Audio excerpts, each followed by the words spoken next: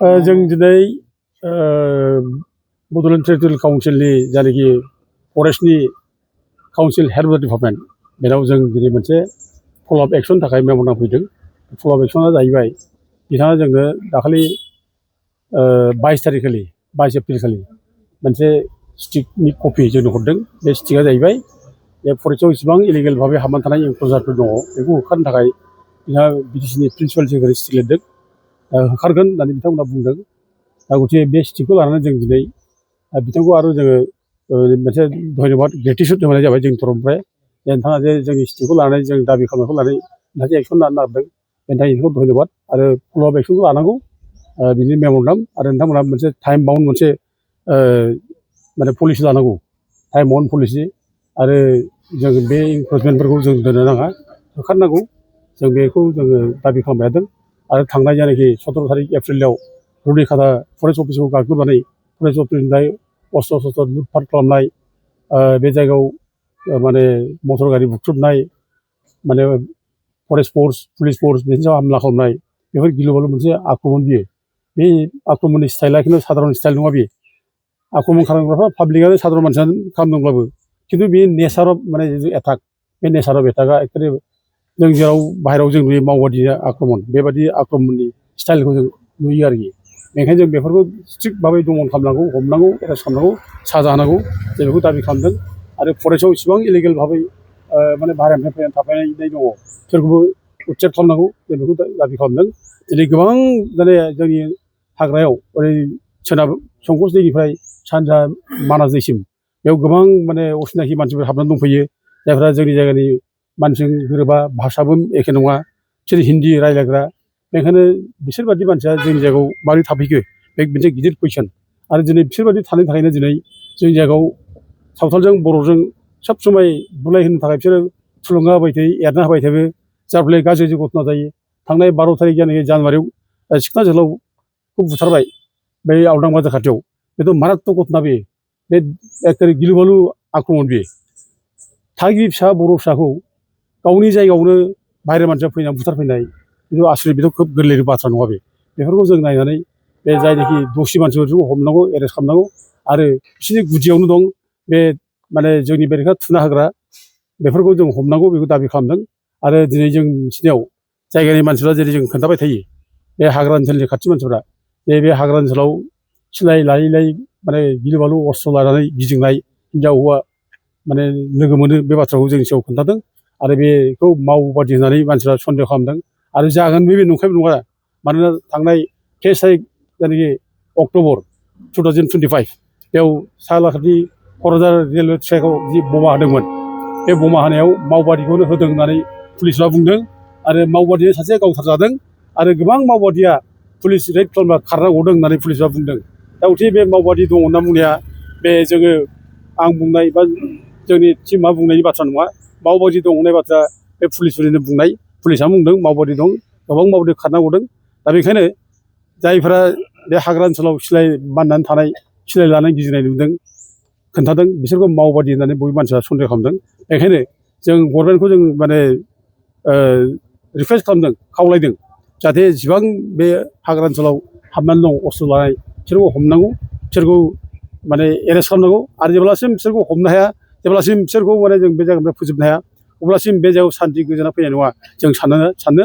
मानोना बिसोरनो बे जायगायाव माने सादा सिदा सावथालफोरखौ थुना होनानै बर' बिरुदि खामानिखौ मावहैयो। बर' बेरेखा दिनै माने सावथालफोरनि गोसोआव सोना होदों।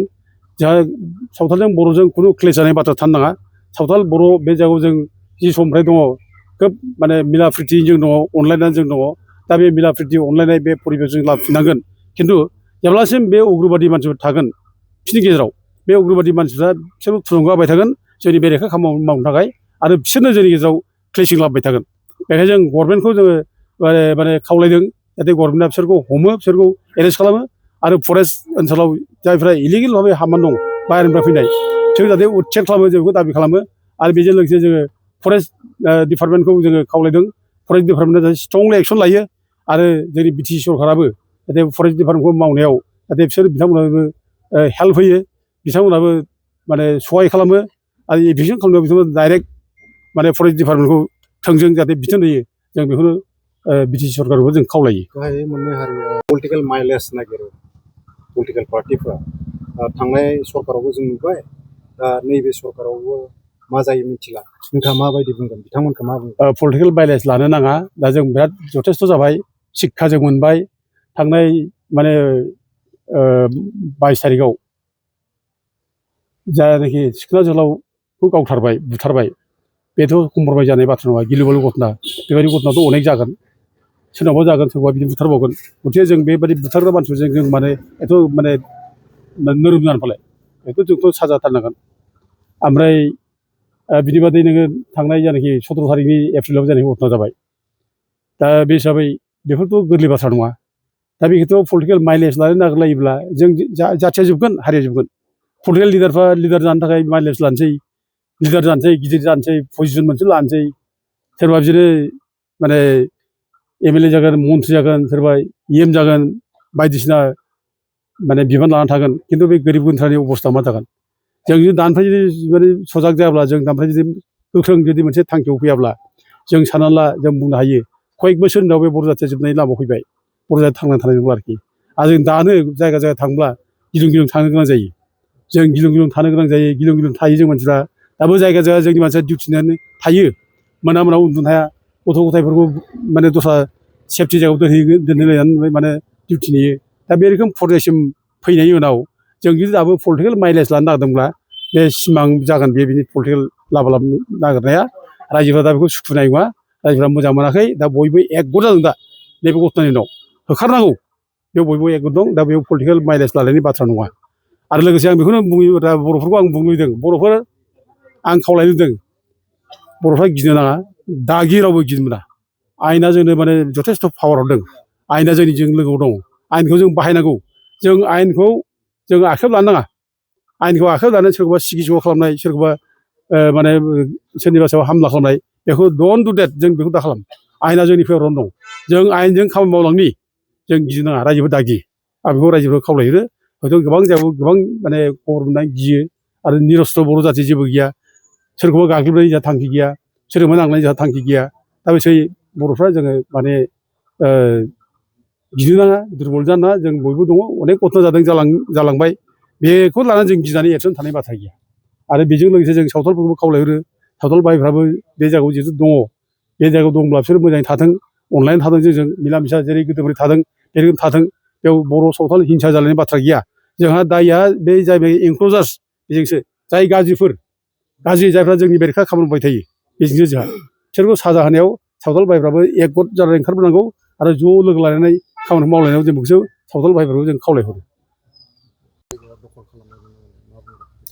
दा जोङो लुबैदों बे FRA जानाखि फरेस्ट राइट्स एक्ट 2006 बे राइट्स एक्ट बादियै खामानिखौ मावनांगौ जों बेखौ लुबैयो दा ट्राइबेल मानसि जे बर' फिसा बे जायगानि जों थागिबि फिसाखौ जोंनि सरकारा एसेबाबो एफायखौ जोङो माने नायलायगोन सोरबा जुदि खोब गाज्रिखौ एनक्ल'ज खालामदोंब्ला जों बेखौ दस्रा जायगायावसो लांनानै थिप खालामनो हायो बेखौ होख्रांलायनाय एभिक्सन खालामनाय जानो नाङा ट्राइबेल मानसिखौ बिदि अननाय खालामा आरो गथिखे जों बिसोरखौ दस्रा जायगायाव शिफ्ट खालामनायनि बेब'स्थाखौ जोंनि बिटिसि सरकारा माने लानांगौ आरो 2005नि जायनाखि 13 डिसेम्बर बिसिम जायफ्रा थानायनि लेखा दंखायो बे लेखा थानाय ट्राइबेलफोरखौ रावबो जेबो खालामनो हाया मानोना आयेनाव जोंनो फरेस्ट राइट एक्टआवनो होखादों खमथा होखादों 2005नि 13 डिसेम्बरसिम जायफ्रा दंखायो बिसोरखौ बे जायगायाव सेटेल खालामनांगौ बिसोर थानो होनांगौ न' बां थानायनि बेब'स्था खालामनांगौ बिसोर आयेनाव दं गथिखे जोंखौ जायफ्रा लेखा दङ 2005नि 13 डिसेम्बरसिम बेखौ जेबो खालामनो हाया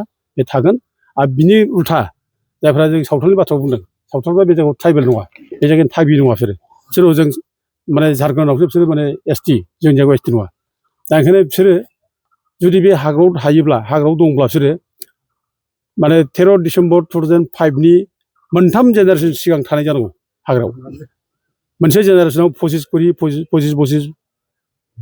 मोनथाम 75 बोसोर जायो दा 75 बोसोर जादोंबा बे 13 डिसेम्बर 2005निफ्राय अब्ला 1931 30 बे जायो आरोखि 1931 बे बोसोर गोलैयो आरोखि बेखायनो बे बोसोराव दंना गैया बिसोरो बेखौ नायनांगौ आरो बे बोसोराव जुदि बिसोर हाग्रायाव गैयाब्ला बिसोरखौ होखारनांगौ एभिक्सन खालामनांगौ जों बेखौ दाबि खालामो एस पार फरेस्ट राइट्स एक्ट बेखौ बियो मोनसे खोथा